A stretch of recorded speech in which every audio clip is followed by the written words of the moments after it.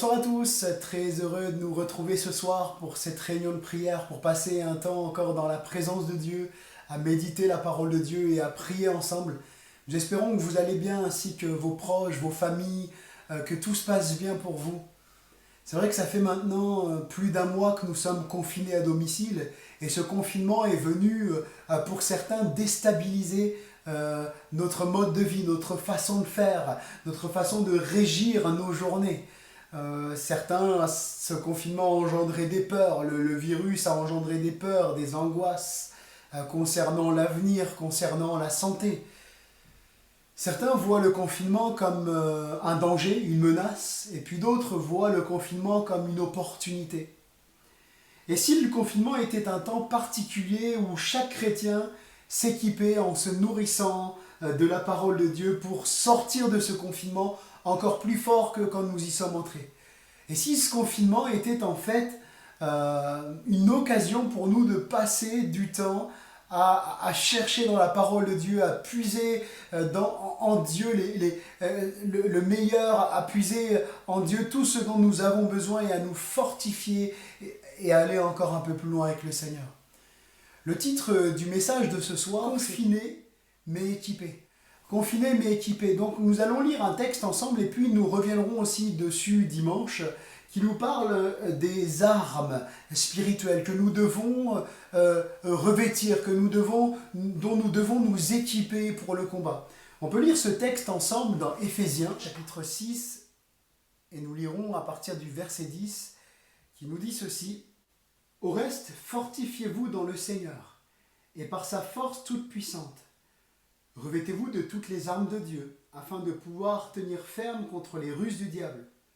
Car nous n'avons pas à lutter contre la chair et le sang, mais contre les dominations, contre les autorités, contre les princes de ce monde de ténèbres, contre les esprits méchants dans les lieux célestes. C'est pourquoi, prenez toutes les armes de Dieu, afin de résister dans le mauvais jour et tenir ferme, après avoir tout surmonté. Tenez donc ferme. Ayez à vos reins la vérité pour ceinture. Revêtez la cuirasse de la justice. Mettez pour chaussure à vos pieds le zèle que donne l'évangile de paix.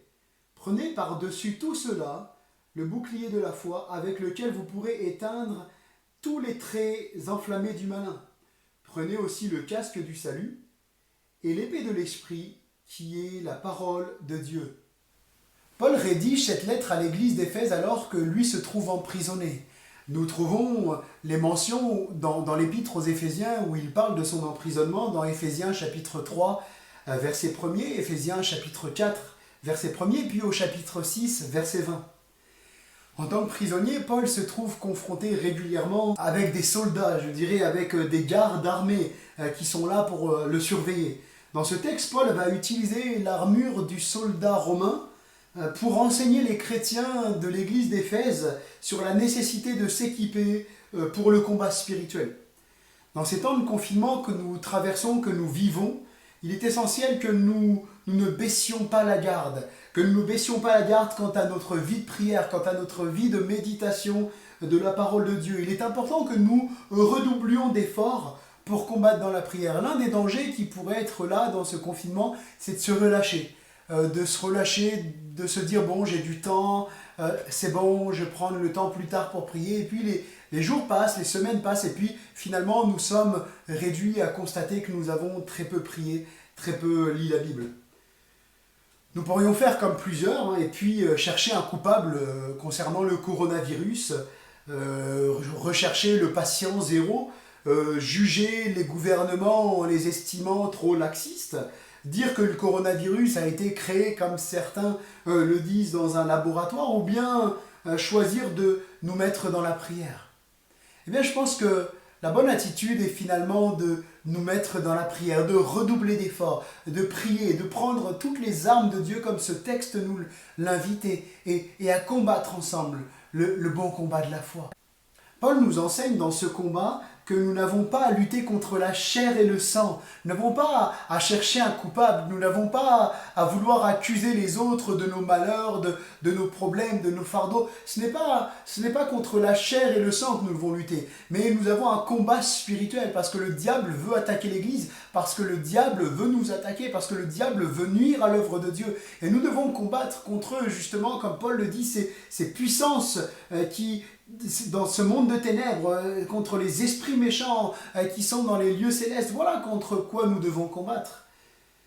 Ce soir, j'aimerais voir avec vous quelques conseils que Dieu nous donne au travers de ce texte pour nous encourager dans ce combat. Et puis nous détaillerons dimanche les différentes armes qui sont à notre disposition pour combattre efficacement le bon combat dans lequel nous sommes entrés. Parce que vouloir nier ce combat, dire ce combat n'est pas pour moi, c'est finalement faire comme la politique de l'autruche. C'est se mettre la tête sous le sable et puis se dire tout va bien, tout va bien, tout va bien, tout va bien.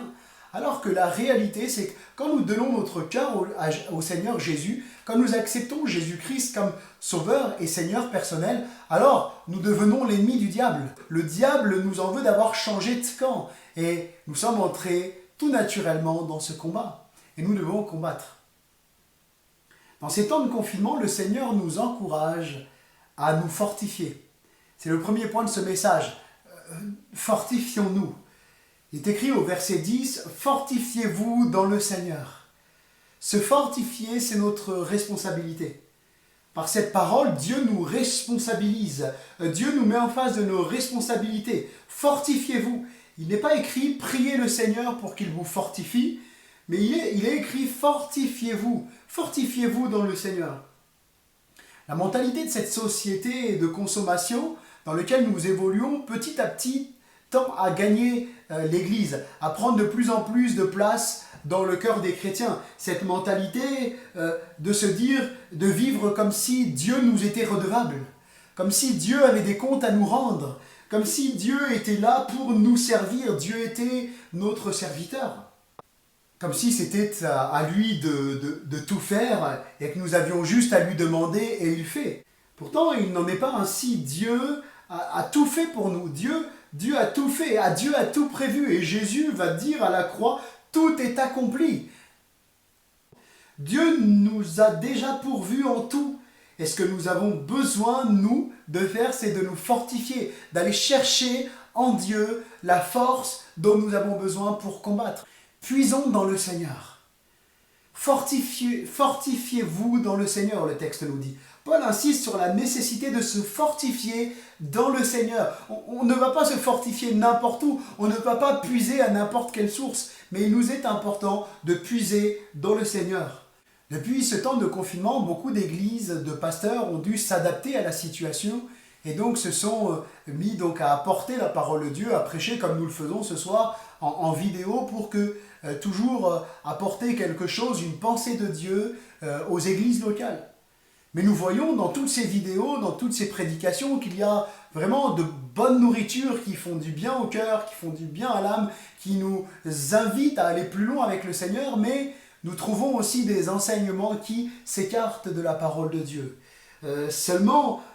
Comme nous sommes confrontés à toutes sortes d'enseignements qui peut-être surviennent, il suffit juste que vous alliez sur Facebook, vous regardez votre fil d'actualité et vous allez voir toutes sortes d'enseignements apparaître. Eh bien, il nous faut être prudents. Nous ne pouvons pas dire oui et amen à tout, mais il nous faut examiner dans la parole de Dieu si ce qu'on nous dit est biblique, si ce qu'on nous dit vient vraiment du Seigneur. Ce n'est pas parce que des prédicateurs sont éloquents, ont une grande église, ont un format adapté au siècle présent qu'il faut tout accepter sans analyser. Le Seigneur nous appelle comme les chrétiens de Bérée qui se trouvaient face à l'apôtre Paul, mais pourtant prenaient les Écritures et regardaient si ce qu'on leur disait était vrai. Nous sommes appelés à regarder si ce qu'on nous enseigne est vrai.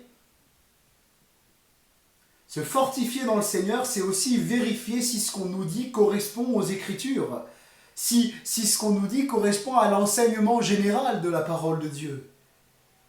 Nous sommes dans les derniers temps et Paul nous prophétisait sur les derniers temps disait que viendrait une foule de docteurs, une foule de faux docteurs qui viendraient, qui auraient l'apparence de la piété, mais en renieraient ce qui en fait la force. Et nous devons être prudents dans ces temps et puiser dans le Seigneur. Je pense que juste si on puisait dans la parole de Dieu, eh bien nous aurions de quoi nous nourrir pendant des mois et des mois et des mois et des mois de confinement. Puisons dans le Seigneur. Nous sommes dans les derniers temps et il nous faut veiller et nous fortifier uniquement sur le fondement de la Bible, sur le fondement de la parole de Dieu. Le deuxième point, c'est nous revêtir, nous équiper. Il est écrit au verset 11, « Revêtez-vous de toutes les armes de Dieu ». Il est écrit également au verset 13, « Prenez toutes les armes de Dieu ». S'équiper pour le combat. Dans sa première allocution, le président de la République française disait « Nous sommes en guerre ». Pour marquer l'importance de lutter efficacement dans cette lutte sanitaire, dans ce combat sanitaire contre le coronavirus, il utilisait ces mots « Nous sommes en guerre ». Et nous, est-ce que nous prenons conscience en tant que chrétiens que nous sommes en guerre? Une guerre non pas physique, mais une guerre spirituelle, où le diable veut faire la guerre à notre âme. Le diable souhaite détruire l'œuvre de Dieu, détruire les chrétiens, et il est important que nous nous équipions pour ce combat. Il nous serait inconcevable d'imaginer un militaire, d'imaginer un soldat qui parte à la guerre sans aucune arme, sans aucun moyen de se protéger. Ça nous semblerait complètement inconcevable, mais le militaire, il s'est formé, il s'est équipé, il a des armes, il a des moyens de protection, et puis il a été formé à des techniques de combat pour aller à la guerre. De même, il nous faut être équipés. Il nous est indispensable d'être équipés et de nous revêtir des armes de Dieu pour combattre le bon combat de la foi. Prendre toutes les armes de Dieu, nous revêtir de toutes les armes de Dieu. Il y a une insistance qui est faite au verset 11 et au verset 13. Prenez toutes les armes de Dieu. Aucune des armes que nous verrons ensemble n'est optionnelle, mais tous sont indispensables. Nous ne pouvons pas prendre celles que nous aimons et puis nous abstenir de celles qui nous semblent moins intéressantes. La Bible n'est pas un supermarché, la Bible n'est pas un McDonald's où nous puisons simplement ce que nous voulons, ce qui fait du bien, ce qui flatte peut-être notre orgueil, notre ego, mais nous avons besoin de nous nourrir intégralement de la parole de Dieu, de prendre toutes les armes de Dieu. Revêtez-vous de toutes les armes de Dieu.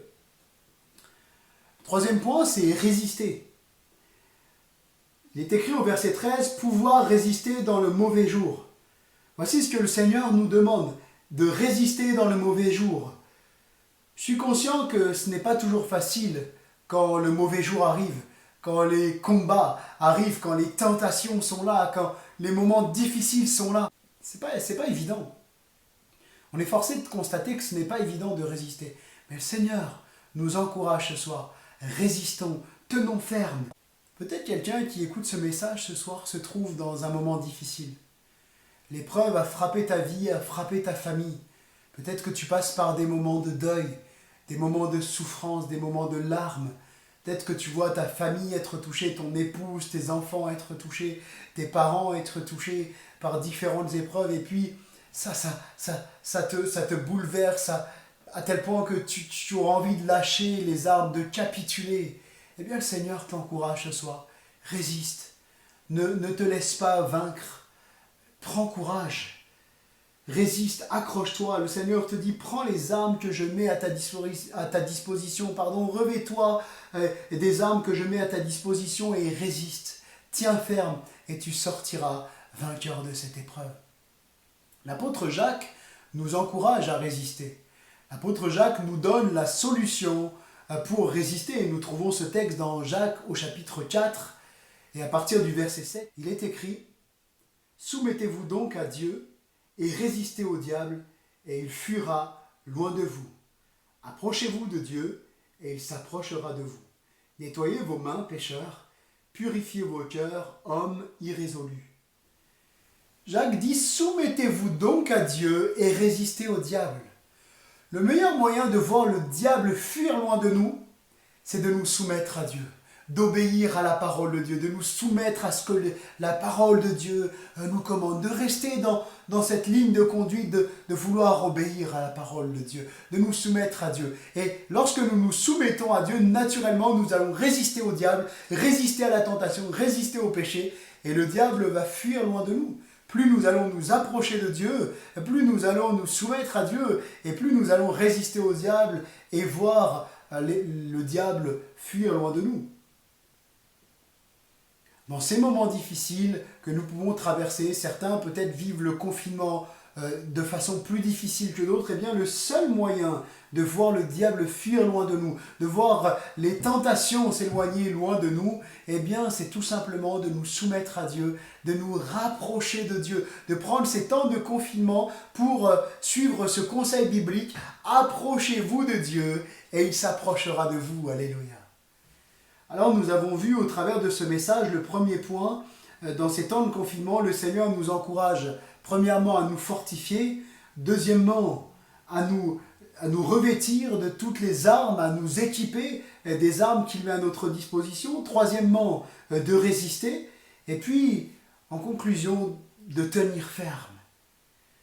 Il est écrit au verset 13 et au verset 14, afin de pouvoir tenir ferme contre les ruses du diable. Et puis au verset 14, tenez donc ferme. Pour conclure, le Seigneur nous invite à tenir ferme, à ne pas baisser les bras, comme nous l'avons dit précédemment, à ne pas capituler devant les coups de l'ennemi de notre âme, mais de tenir ferme, de persévérer. Jésus dira dans sa parole, c'est celui qui persévérera jusqu'à la fin qui sera sauvé. Persévérons, tenons ferme, accrochons-nous au Seigneur. Souvent, on s'imagine que le diable viendra avec ses grands sabots, que le diable viendra avec des séductions tellement grosses qu'on pourrait résister très facilement. Mais non, le diable est subtil. Le diable vient avec des façons habiles, comme il est arrivé devant Adam et Ève, en leur disant « Est-il réellement dit? Dieu a-t-il réellement dit ?» Laissant planer le doute concernant la parole de Dieu. Le diable va arriver dans le désert et va tenter Jésus en prenant la Bible. Et parfois, nous serions tentés de croire que le diable n'utiliserait pas la Bible, que le diable ne toucherait pas la Bible. Non, le diable va venir avec des subtilités, des habiletés, même parfois de langage. Ne nous laissons pas, je dirais, berner par les ruses du diable. Mais le Seigneur nous invite à tenir ferme contre les ruses du diable, à tenir ferme, à tenir nos positions, à nous accrocher au Seigneur, à persévérer, alléluia. Dans ces temps de prière ce soir, prenons toutes les armes de Dieu, accrochons-nous au Seigneur, résistons ensemble. L'Église de Dijon ensemble s'unit dans la prière, bien que nous sommes éloignés les uns des autres, bien que nous sommes chacun dans nos domiciles, mais nous pouvons nous unir ensemble et résister, ensemble prier pour notre pays, ensemble prier pour la sortie de ce confinement, ensemble prier pour que des âmes rencontrent le Seigneur, que des personnes puissent rencontrer personnellement Jésus-Christ, ensemble prier pour que le diable fuit loin de nous, que les attaques du diable cessent. Prions ensemble le Seigneur. Prenons ces moments où nous allons nous fortifier dans la grâce de Dieu. Tenons ferme, accrochons-nous au Seigneur. Le Seigneur revient bientôt. Tenons ferme avec le Seigneur.